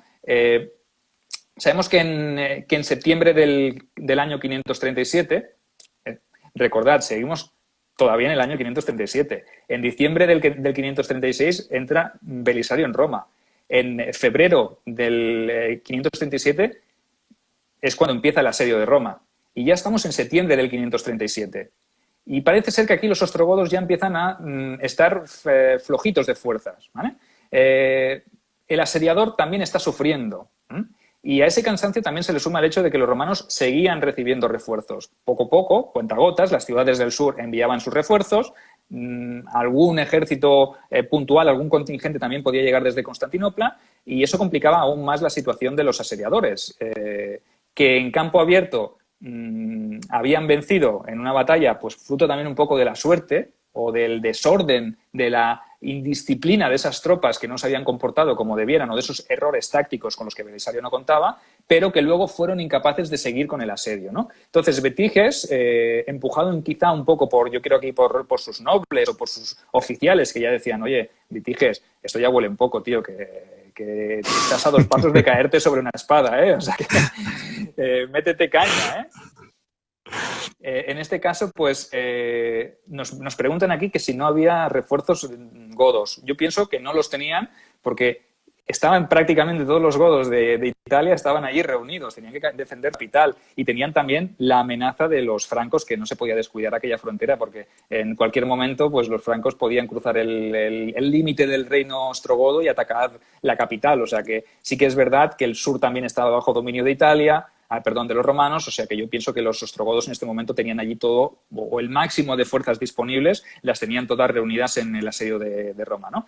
Entonces, Bitiges inició conversaciones con Belisario pues para buscar una especie de tregua, ¿vale? Una tregua que Belisario, pues en diciembre de ese mismo año, o sea que ya llevamos un año desde que Belisario y las tropas romanas llegaron a Roma, ¿vale? O sea, estamos en diciembre del 537 cuando se firma esa paz, hay negociaciones y se acuerda una tregua de 3 meses, ¿vale? Por lo menos 3 meses en los cuales no habrá hostilidades, ¿no? Y Belisario aprovecha esa tregua pues para hacer acopio de víveres, resituar a sus tropas, acabar de hacer los perfeccionamientos necesarios en las murallas de la ciudad. También sacó contingentes de su ciudad porque había tregua y lo que se dedicó fue a someter o a ir conquistando pequeñas plazas, pequeñas ciudades o fortalezas cercanas a la ciudad de Roma que no le supusieran un gasto excesivo de recursos, ¿vale? Y yo creo que, si te parece, lo podemos dejar aquí porque a partir de aquí las cosas cambiarán, ¿no? Bitiges, impulsado un poco por la necesidad, sí que acabará rompiendo la tregua y lanzará un último y desesperado ataque contra Roma que, como siempre, chicos, pues como ya empezamos a conocer a los godos y a los asaltos a las murallas y a las ciudades, pues no les sirvió para nada, ¿vale? Belisario tenía su excusa de que habían sido los enemigos los que habían roto la tregua y emprendió un ataque o una campaña que acabó incluso con la toma de Ariminum, lo que es la actual Rímini, ¿no? Los romanos consiguieron una plaza importante. Eso provocó pues, que los ostrogodos dijeran: uy, están en Ariminum, eso está muy cerca de Rávena, estamos asediando y este tío nos está conquistando plazas por el otro lado. O sea que, ojito. ¿Qué hizo Witiges? Pues Witiges retiró su ejército de Roma, lo dirigió a la capital, a Rávena, que estaba a muy poca distancia, y así, tras 1 año y 9 días de sitio, en marzo del 538, los ostrogodos se retiran, se repliegan a su capital y Roma es libre, Roma sigue siendo romana. Bueno, qué bien, ¿eh? Qué buen final, qué buen final. Y yo creo que Witiges estaría ya con la mosca detrás de la oreja pensando, a ver si me va a ocurrir como a mi predecesor, me van a justiciar también porque no consigo victorias, Roma sigue avanzando, bueno, Roma Oriental sigue avanzando, así que estamos en un momento crucial, o sea que el siguiente directo vamos a empezar en un punto también muy, muy interesante. Me parece perfecto. Se me ha hecho muy corto, la verdad, Sergio. No sé, yo seguiría, pero tenemos también temas por delante para comentar que son importantes. Así que, si te parece, antes de entrar en el tema de las preguntas, que ya he apuntado unas cuantas y tenía algunas de estos días, si te parece bien, le comentamos lo del sorteo, ¿vale? Que hemos hablado de esto antes y os anuncio a todos que próximamente en el siguiente directo vamos a hablar de ello. Vamos a sortear unos libros de esta saga de la Renovatio Imperii de Sergio. Así que atentos porque en el siguiente directo vamos a explicar un poquito las normas. Así que os espero que el próximo día también para que podáis participar y llevaros estas copias firmadas por él, ¿vale? Y nada, si te parece bien, vamos a contestar al respetable. ¿Te parece bien, Sergio? Sí, adelante. Yo había reservado un tiempo prudencial porque también es verdad que nos habéis hecho llegar algunas cuestiones. También han ido saliendo algunas también por aquí en el directo. Obviamente esto pasa muy rápido y hay veces que que lamentamos, ya pedimos disculpas no poderlas responder en directo porque si respondemos preguntas cortamos el relato, nos entretenemos demasiado y entonces sí que no avanzamos. Entonces hemos optado por hacer esta modalidad en la que me deja aquí soltar la parrafada Edu y luego al final pues él va apuntando algunas de las preguntas más las que nos habéis dejado en el post que colgó él ayer, que ya se ofreció la posibilidad de algunas preguntas y dedicamos pues unos minutitos al final del programa pues para responderlas o tratarlas de responder, porque de esas propias preguntas pues se pueden generar debates, o sea, imaginaos, ¿no? Mira, Sergio, ya, primeras preguntas, empiezo por el final, ¿vale? Aquí nos preguntan dos compañeros, Belisario Arevalo Dance, que mira, tiene un buen nombre también, y Aldana nos preguntan cuándo será el próximo directo. No hemos hablado mucho de ello, pero yo qué sé, un par de semanas, 3, ¿te parecería buena idea? Sí, cuando tú me digas. Yo estoy aquí dispuesto a lo que haga falta. Nos ponemos de acuerdo y ya tus videoyentes serán debidamente informados. Llegará la correspondiente misiva, ¿no? Venga, pues calcula de eso, un par de fines de semana o 3 y seguiremos hablando de Belisario. Vale. Pues venga, vamos allá. Tenemos por aquí pregunta de una persona que aprecio, que he conocido por aquí también por Instagram. Se llama David Giscar. Es una persona con una historia muy interesante, tampoco voy a extenderme mucho. Es una persona que trabaja en el campo cerca de Fraga. Es una persona que la vida en su juventud temprana le exigió trabajar duro y dejar su sueño de estudiar historia. Y ahora como persona adulta, adulta más joven que yo, obviamente, está trabajando el campo y estudiando historia. Así que le felicito por el trabajo. Es un chaval que se hace sus autopodcasts y lo va escuchando en el tractor y es muy interesante. Así que encantado de que esté con nosotros y lanzo su pregunta. Pregunta que te avancé ligeramente y ya tu respuesta inicial me pareció ya una buena muestra de lo que podemos tener. Pero la pregunta es, importancia de Justiniano en la Reconquista y efecto de la peste en esta Reconquista. Y yo, si me permites, empiezo yo por el final, porque vas a hablar más tú, pues seguramente porque eres experto en esto, pero yo considero que lo de la peste en la Reconquista, la peste de Justiniano, para mí es clave, ya lo hemos comentado también anteriormente, porque la cantidad de gente que muere a raíz de esta peste provoca tal... se diezma tanto la tropa de los romanos que se hace muy difícil mantener el impulso de reconquista.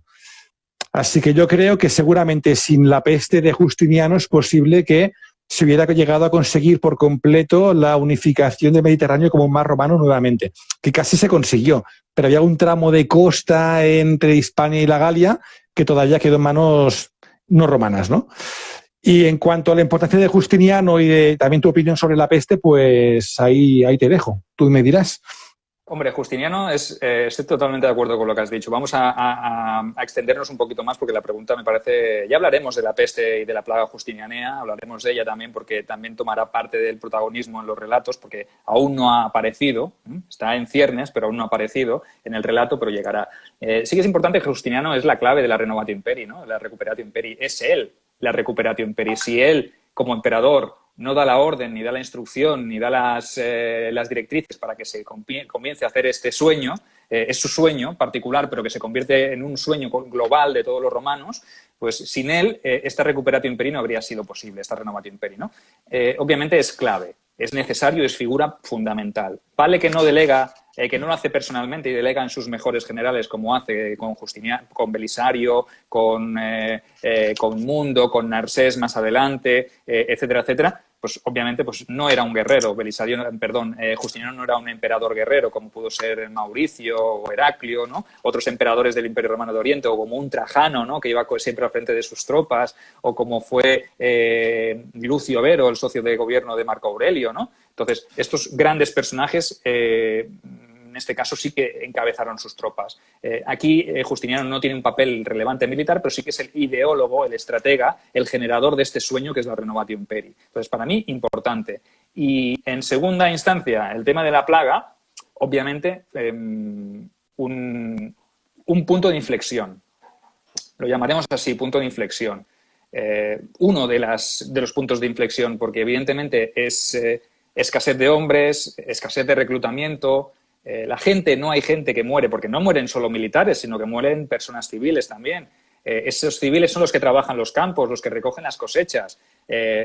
Y aquí pues le hago una alabanza a este video oyente que ha hecho esta pregunta, ¿no? Precisamente él sabe de lo importante que son las cosechas, que es el trabajar el campo, porque es el sustento, ¿no? Roma, la economía de la antigüedad, de la tardoantigüedad, del medievo, ¿no? Se basa en las cosechas, en el campo, en la agricultura. Todo eso, sin cosechas no hay comercio. Sin cosechas no hay comercio y tampoco hay avituallamiento. Sin avituallamiento no hay una modalidad posible de hacer un asedio, hacer una campaña. Todo influye. Entonces, la plaga mata a civiles, mata a militares, mata a ricos, mata a pobres, mata a mujeres, mata a hombres, mata a niños, mata a ancianos. Entonces, en este aspecto, la plaga supuso un punto de inflexión porque desestabilizó todas las estructuras políticas, sociales, militares y económicas, ¿no? Entonces, ¿influye? Sí. ¿De manera determinante? También. Si no hubiese habido una plaga, ¿hubiese podido avanzar la conquista a marchas más forzadas? Sí, seguro. ¿Se hubiese conseguido conquistar la Galia, Britania y el resto de Hispania? Pues no lo sé. No te lo puedo garantizar.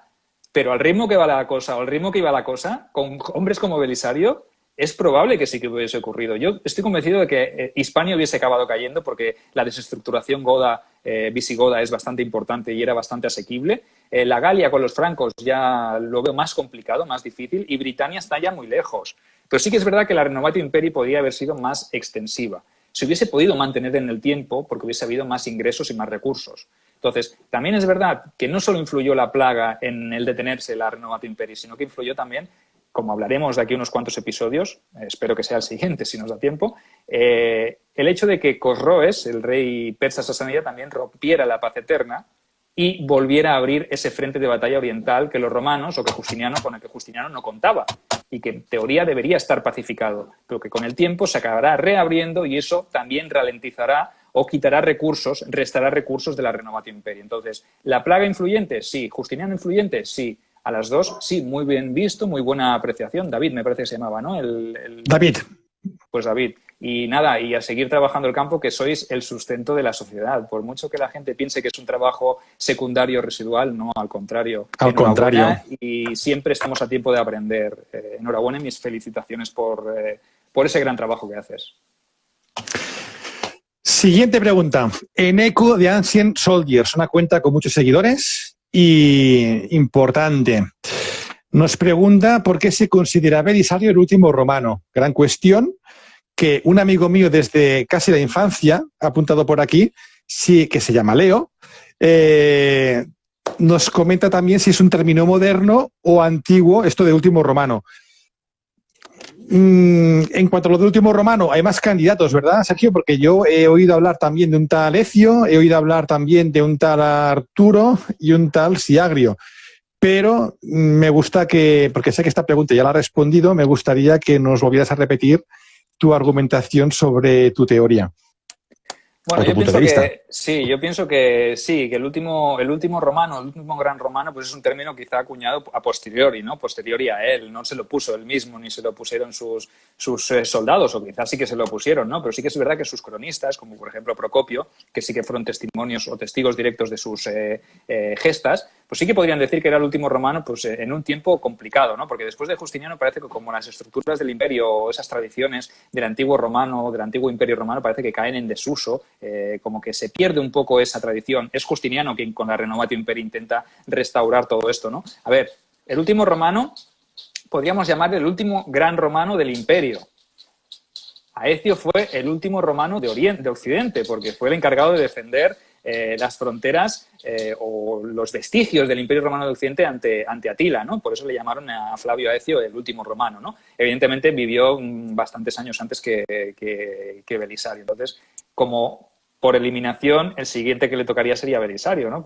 Simplemente sería el último romano porque venía después de Aecio, ¿no? También es verdad que Siagrio también le llamaron el último romano, pues porque sí que defendió, incluso después de la caída del Imperio Romano de Occidente, él mantuvo su pequeño reducto, su reino, ese reino de Siagrio también muy interesante, y por ahí también se le podía haber conocido como el último romano. Yo tacharía a Siagrio y a Flavio Aecio como los últimos romanos de Occidente, ¿vale? Los últimos grandes defensores de los valores romanos.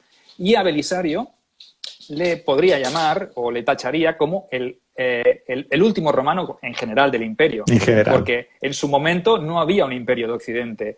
El único imperio romano que había era el de Oriente. Entonces, él es el último vestigio, el último gran general al que le ofrecen un triunfo, recordad, ese triunfo tras la campaña de África, tras la guerra vándala, le hacen desfilar, lo hablamos y lo explicamos en el último directo. Entonces, yo veo más ahí a... Esto es clave, ¿eh? Sí. Lo del triunfo es clave, ¿eh? Yo creo también. El último que recibe el triunfo. Hubo generales muy buenos también en Oriente, ¿no? Y durante siglos. Pero Belisario es el último romano a la antigua usanza, quizás, ¿no? Con triunfos. Aquí veo un comentario que nos decían que a Constantino XI le han puesto ese epíteto, pero este fue el último romano porque ya no quedaron más. Fue el último con vida, prácticamente, ¿no? Bueno, entre Bisonda quedó el paralelismo de Siagrio de Occidente. Correcto. Hubo un pequeño territorio al norte de Turquía, Trebisonda, que aguantó años más tarde de la caída de Constantinopla, que a veces tampoco se habla mucho de ello, pero hubo un reducto ahí de romanos. Constantino XI fue un poco como por eliminación, ¿no? Porque realmente ya fue como el barrer del mapa a los romanos, y este sí que fue el último, pues dicen pues, esa defensa épica que dicen que hizo y que no se encontró nunca su cuerpo, etcétera, etcétera, después del asedio del 1453. Pero Belisario, el general Belisario, nuestro querido Flavio Belisario, yo le doy el título de último romano pues por todo esto que conlleva no solo el epíteto de ser gran general o el último, sino el último que defendió esos valores o esa tradición, y al último al que se le concedería después un triunfo a la vieja usanza, ¿no? Y que no se le concedió a un emperador como se hacía en tiempos antiguos, sino que se le concedió a un militar, a un magister militum, ¿no? Entonces, yo por ahí veo más el tema de Aecio, el último romano de Occidente, junto con Siagrio, ahí están a la par y en el ranking, y ya como general romano global, el último romano global lo pondría Flavio Belisario. Muy bien. Otra pregunta que enlazará con otra que tengo aquí también apuntada de ahora. Miguel Galgom. Miguel, nos preguntó qué tipo de tropas conformaban el ejército de Belisario aparte de los bucerarios. Y aparte, tenemos también aquí unas preguntas de un amigo nuestro que también aprecio mucho, que es Kirjalax, que está comentando por aquí bastante, que es un amigo, si no recuerdo mal, espero no equivocarme, es un amigo originario de Colombia que vive en Noruega y que es una persona pues que sabe, es políglota y bastante versada en muchos temas, musicales también, de buen rock. El hombre nos pregunta también de cuántos efectivos eran los ejércitos en esta época y también si había bereberes en su ejército. Un poco sé que hemos vislumbrado, ¿no?, en tus explicaciones de las campañas lo que componían las tropas de Belisario, pero quizás sería bueno un poquito pues ordenar todo lo que podía llegar a arrastrar este general tras de sí, ¿no? Así que si quieres comentarlo, pues adelante. Sí, primero decir que el ejército romano de este momento no es un ejército romano a la usanza de los ejércitos altoimperiales, ¿no?, donde se diferencia mucho las tropas romanas. También la historia de Roma es muy larga, ¿no? Y en principio los contingentes eran itálicos, luego tienen componentes de las provincias, hispanos, galos, renanos, panonios, dacios, etcétera, etcétera, ¿no? Ese es un poco debemos decir, la radiografía del ejército romano altoimperial, que con el tiempo de decurrir o transcurrir de los siglos, esos auxiliares que en inicio eran auxiliares pasan a ser romanos por ciudadanía también. Entonces, esto es importante. En este momento, en este siglo VI, en este ejército de Belisario, existe pues la tropa de bucelarios, los bucelari, que son las tropas de élite, ya hemos dicho, y luego están pues las otras tropas que se añaden, esos contingentes de foederati. Foederati son federados, tropas federadas, tropas de aliados, de naciones que están dentro del Imperio Romano o que pueden estar incluso más allá de las fronteras del Imperio Romano, pero con mediante acuerdos estas tropas se ceden y luchan en nombre del emperador. Entonces, es muy difícil hacer o componer una radiografía exacta de cómo y de cuántas nacionalidades podían componer un ejército en tiempos de Belisario. Sí que es verdad que podía haber desde érulos hasta hunos, hasta godos, hasta mauros, estos moros del norte de África, de la Mauretania, no se les llama moros. Sí que habían bereberes, ¿no?, en el ejército de Belisario. Yo estoy convencido de que sí. Es más, el propio Procopio nos lo dice que en la batalla de Roma, en el flanco izquierdo, lo hemos narrado ahora, en el flanco de la orilla oeste del Tíber, hay un contingente de foederati moros de Mauritania, entonces serían bereberes. Y también es verdad que documentado está que Belisario, cuando hacía prisioneros, obviamente, en las campañas persia o en las campañas vándalas, previas a esta, lo que hace es reclutar contingentes de prisioneros que les ofrece luchar en el nombre del imperio para obtener la libertad. ¿Tú qué preferirías ser? ¿Esclavo toda tu vida o tener la posibilidad de luchar, ser libre, aunque fuera por tu enemigo? No sé, pues hombre, yo preferiría la libertad, ¿no? Seguramente en aquella época aún más, que todo era guerra y sufrimiento, ¿no? Y la carrera militar te ofrecía también una forma de sustento y también tenías tus momentos más tranquilos y tu saqueo y tu posible prosperidad con un buen general, sobre todo con Belisario, ¿no? Que si ves que es un líder que gana batallas, antes que la esclavitud me voy con Belisario, aunque yo sea uno o sea vándalo, ¿no?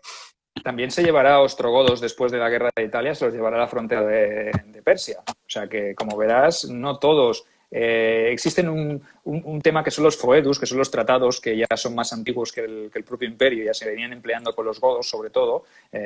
A cambio de defender mi territorio yo te concedo unas tierras donde asentarte. Esto ya en tiempos del Bajo Imperio ya se estilaba, ¿vale? Entonces, recomendación, este libro, ¿vale? No sé si se ve bien. Soldados... Se ve invertido por la cámara.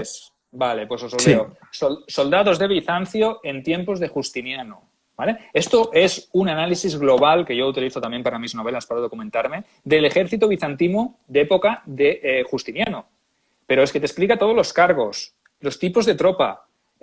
Si tuviéramos que hacer, o si tuviera que definiros yo en una pregunta en 10 minutos, cómo era el ejército de Belisario, os diría que multiétnico y menos romano de lo que creéis, ¿vale? O sea que sí que había tropas. Habíamos hablado antes de los isaurios.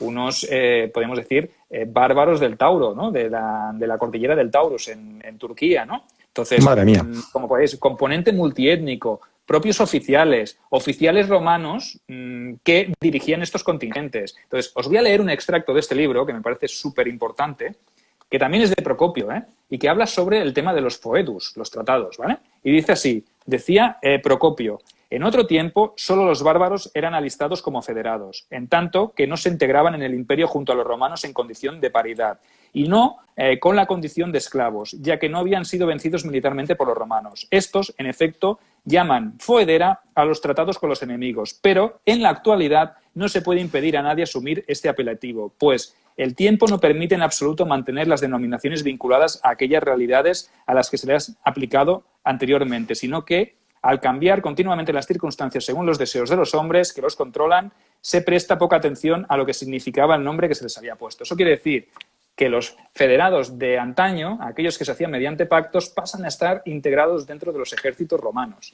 Entonces, los bucelarios, pues los bucelarios no eran originariamente población de dentro del imperio. También se podían reclutar contingentes de bucelarios o efectivos de bucelarios, de bucelari, pertenecientes a los hunos, a los érulos, a los ávaros, a los alanos, etcétera, etcétera. ¿Por qué? Porque lo que primaba aquí es que fueran buenos jinetes, buenos guerreros y que se pusieran al servicio, en este caso, pues de sus generales en primera instancia y luego del imperio. Entonces, la radiografía del ejército romano bizantino de este siglo VI es un poco complicada.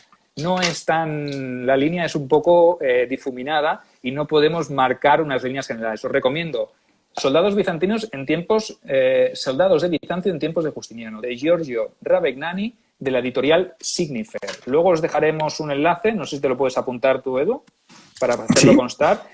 Estos libros son descatalogados, es muy difícil encontrarlos, pero os recomiendo que entréis en la página de Signifer, editoriales o ediciones Signifer, que es muy romano, Signifer es el portador del signum en las centurias, y se llama Soldados de Bizancio en tiempos de Justiniano, de Giorgio Ravegnani. Está en castellano. ¿Vale? Pues esto es muy importante, es una buena lectura si queréis profundizar en el ejército romano de este momento. Y si no, pues os recomiendo otro que también os gustará seguro, que es El Imperios y Bárbaros, de Javier Soto Chica. Esto es un libraco. Mira, en mi mano cayó mi amigo Carlos, estudiante de Historia, me lo comentaba mucho y cayó en mi mano este. Para mí, lo que he ojeado de este hombre es que es un figura. Este tío realmente tiene una capacidad... Divulga también muy bien, es uno de los buenos y realmente nada, es que he ojeado y todo lo que he leído, hasta los pies de página de fotografías, perdón, que no me estoy enfocando, todos los pies de página de fotos, toda la bibliografía, todo es que es impecable, realmente muy bueno. Y ese pues, que tienes tú será el siguiente. Los dos los podéis encontrar en Despertaferro Ediciones, Imperios y Bárbaros, La guerra en la Edad Oscura y el de los visigodos. Y él analiza aquí el ejército bizantino porque él es bizantinista. Javier Soto Chica es catedrático en historia, es exmilitar y aparte es un hacha en el análisis de la parte militar. O sea que Imperios y Bárbaros de Javier Soto Chica y Visigodos también de Javier Soto Chica y los dos con ediciones Despertaferro. Un análisis estupendo del ejército persa sasánida, del ejército bizantino romano de época de Justiniano, de los merovingios, de los francos. O sea, aquí tenéis unos manuales y unos ensayos para conocer la historia de Roma, de esta Roma tardía, de esta tardo antigüedad, que es impresionante. O sea, que lo que yo os pueda explicar es simplemente un breve resumen, 2 líneas, de lo que podéis encontrar en más de 500 páginas de información. O sea, que os los recomiendo porque son extraordinarios y son unas fuentes de consulta maravillosas. No sé si me he extendido demasiado. No, bien, perfecto, maravilloso. Sergio, pues mira, esto que estábamos comentando antes, han salido varias cosas que se relacionan con algunas preguntas que tenemos por aquí. Y la última, esto que dices de bizantinista, la podemos enlazar con la pregunta de Manolus, que es la última que veo aquí, que habla de que en tiempos de Constantino XI quedaba todavía algo de la antigua Roma 1000 años después de la caída del Imperio Romano de Occidente. Ese imperio era totalmente griego, no romano, según creo. A ver, si me permites, te daré mi opinión antes de que me des la tuya, que es más versada que la mía en Oriente, pero yo que tengo entendido que los romanos de Oriente, mal llamados bizantinos por la historiografía moderna, porque ellos siempre se consideraron así romanos, para mí eran romanos porque eran una continuidad desde un punto histórico que era Roma, en un territorio que era romano, aunque fuera de herencia griega. porque es que realmente su cultura, su lengua madre era griega, pero ellos fueron romanos y se consideraron romanos a sí mismos hasta el final de su existencia. Y realmente las insignias y los símbolos, la fe que heredaron de los romanos, es que todo conducía a una herencia legítima de Roma. Evidentemente, la cultura para mí griega era una parte muy importante, de la cual los romanos se sintieron muy orgullosos de asimilarlo, ¿no? Pero en todo caso, yo creo que sí, que era una cultura griega, helena, por decirlo así, por lengua y por tradición, pero también lo era romana, porque a sí mismos también se consideraban romanos. ¿Qué opinas tú, Sergio? Sí, que es que sus propios enemigos, los musulmanes, ya les llamaban los Rum, y los Rum es romanos, ¿vale? Entonces, ellos siempre se consideraron romanos, aunque evidentemente en este siglo VI todavía tenemos la lengua oficial, la lengua, digamos, jurídica, la lengua del Estado es el latín. Sí que es verdad que con el paso del tiempo, en las siguientes generaciones ya empezaremos a perder ese latín y iremos más hacia el griego como lengua oficial, ¿no? Pero en este momento, en este siglo VI, en época de Justiniano, es más, el Código Justinianeo, ese famoso compendio de leyes legislativo, está escrito en latín, ¿vale? Entonces eso ya es un indicio. Ellos son herederos de Roma, son los herederos de Roma. Por eso yo le puse el título a ese primer libro, Herederos de Roma, porque ellos se siguieron considerando romanos. Evidentemente, en el 1453, el sustrato y la herencia que hay respecto a la antigua Roma dista mucho de ser la que había en el siglo VI. Pero ellos, en esencia, siguen considerándose romanos. ¿Qué pasa? Que entre medio también hay una conquista por parte de los reinos latinos o de los reinos, podríamos llamarle, que venían en nombre de Cristo. También conquistaron Constantinopla cuando iban a hacer una cruzada en el siglo XIII, ¿no? Entonces, hay como un poco una fe, hay una escisión, un cisma religioso también entre Occidente y Oriente, se separan las iglesias, la parte religiosa queda un poco en entredicho, pero ellos, en esencia, siguen llamando Imperio Romano de Oriente. Hasta el final de sus días, el término bizantino o el término bizancio se acuña después de la caída de Constantinopla. O sea, a partir del 1453 en adelante. ¿Y por qué? Ya lo dijimos en su día. Pues para diferenciarlos de ese imperio o sacro imperio romano germánico, que quiere ser el heredero de la antigua tradición romana. Pero no, los herederos auténticos, los más recientes, son ellos, porque ellos siguen siendo romanos en esencia, ¿vale? De habla griega ya en este momento, en ese siglo XV, pero durante los siglos anteriores siempre han mantenido esas tradiciones. Y eso es lo que busca Justiniano. Justiniano, con su Renovatio Imperii, lo que busca es volver a esa esencia. Entonces, yo comparto lo que tú dices, Edu, y me parece una pregunta acertada, y pienso que hay que ser justo, ser honorable con los que lo han hecho y injusto con aquellos que le han puesto este nombre a Bizancio para diferenciarlo de la Roma o del imperio de la tradición romana normal, ¿vale? Yo por eso pienso que es un error llamarles bizantinos y siempre quiero llamarles romanos de Oriente o romanos, porque son los únicos romanos que quedaban en ese momento. O sea, son herederos de la tradición. No sé qué pensáis vosotros, ¿eh? Me parece magnífico. Sergio, 3 preguntas más, ¿te parece? ¿Podremos con ellas? Venga, podremos. ¿Sí? Podremos. ¿No aprovecho mucho de ti? Venga, pues No. mira, aquí tenemos Roma para los romanos. Hace 2 preguntas, así que la consideraremos como 2 en 1, ¿vale? Venga. Primera pregunta, si acaso, esta es rápida de contestar, ¿acaso esta campaña de Belisario puede llamarse una segunda guerra gótica? No, esta es todavía la primera guerra gótica. Esta es la primera guerra gótica, la que estamos definiendo. Luego vendrá la segunda guerra gótica, porque primero Belisario volverá a ir a Oriente, pero regresará a Italia. Será la segunda guerra gótica y posteriormente será la tercera guerra gótica, que será la de Narsés, la que acabe con la conquista definitiva de Italia en tiempos de Justiniano todavía. Estamos en la primera guerra gótica. Y la segunda, muy buena también. ¿Cómo reaccionaron los francos viendo el avance romano por Italia y África? Los francos, en teoría, tenían un acuerdo, un pacto. Es más, Justiniano, antes de iniciar la conquista de Italia, les pidió ayuda a los francos para que les ayudasen desde el norte contra los ostrogodos. ¿Y qué hizo el rey franco? Pues el rey franco dijo, yo, mira, no me meto contigo, pero tampoco te doy refuerzos. Yo no me quiero meter donde no me llaman, quizá pensando que se podría beneficiar de los despojos de la lucha entre romanos y ostrogodos.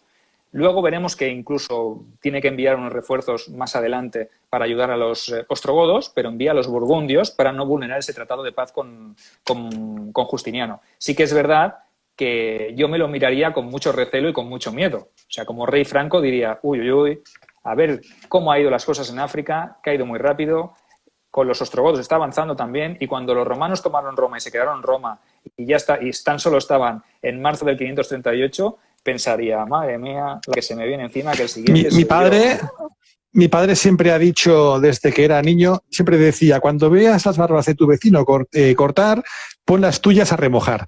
Así que imagino que iría por aquí la cosa, ¿no? Sí, sí, sí. Mira, otra pregunta interesante de Jordi. No sé si esta pregunta la podemos responder ahora o la dejamos a medida que avancen los directos. Tú me dirás. ¿Qué fue de los ostrogodos como pueblo? ¿Sus descendientes existen todavía? A ver, los ostrogodos y los visigodos eran primos, ¿vale? Son dos facciones de los godos, son como dos especies de tribus, dos etnias que estaban dentro de los godos, esos originales que llevó Alarico y que utilizó para saquear Roma, ¿no? Los ostrogodos, yo, para no profundizar demasiado, porque podemos hablar de ellos más adelante, porque habrá hasta una tercera guerra gótica, entonces tampoco me quiero avanzar demasiado, porque es evidentemente que se acabarían integrando dentro de las estructuras políticas, económicas, sociales, militares romanas, pero también es verdad que Roma, en pocas décadas, al siglo VII, siglo VIII, acabará abandonando Italia también a su suerte. Entonces, evidentemente, si no hay una fuerza de control romana, es posible que las estructuras antiguas vuelvan a resurgir y estas naciones o estos reinos que habían sido sometidos por los romanos, tanto los vándalos en el norte de África, como los visigodos en Hispania, como los ostrogodos en Italia, pues es normal que vuelvan a tener cierta independencia. Pese a que en estas tres guerras góticas ya veremos que hay podemos decir, una evolución de estos indígenas, o estos indígenas, diríamos, no llamen indígenas, porque tampoco Italia era suya, ¿no? Sino que la conquistaron a los romanos, ¿no? Pero sí que es verdad que la evolución de los ostrogodos es cíclica y dependiendo del momento, pues suelen ser bastante levantiscos. De ahí que haya tres guerras góticas, ¿vale? Ya hablaremos cuando hablemos de la tercera y de cuál es el resultado final, si os parece, y en qué estado quedan los godos, los ostrogodos. Fantástico, Sergio. Pues la última de todas, de un compañero también de Instagram, divulgador también, Oplita hispano, que nos pregunta, y esta es una buena pregunta, y te voy a dejar de fondo una buena ilustración de dos personajes que conoces bien. La pregunta es, ¿qué opinión tiene para ti la labor de Narsés? Otro directo, ¿eh? Pero bueno. Es que Narsés vendrá en breve a Italia. Es más, empezaremos el relato de los hechos en el siguiente directo con la llegada de Narsés a Italia, con más refuerzos, y veremos lo que surge, lo que pasa, ¿no? Porque ya lo hemos dicho, Narsés para mí no es un animal militar, sino que es un animal político, ¿vale? No es un homo militaris, sino que es un hombre político, ¿vale? En esencia es una amenaza para Belisario y, bueno, son dos personas que nunca se llevaron bien, que recelaron el uno del otro por sus cuestiones o asuntos privados y públicos, Narsés es para mí una figura muy potente.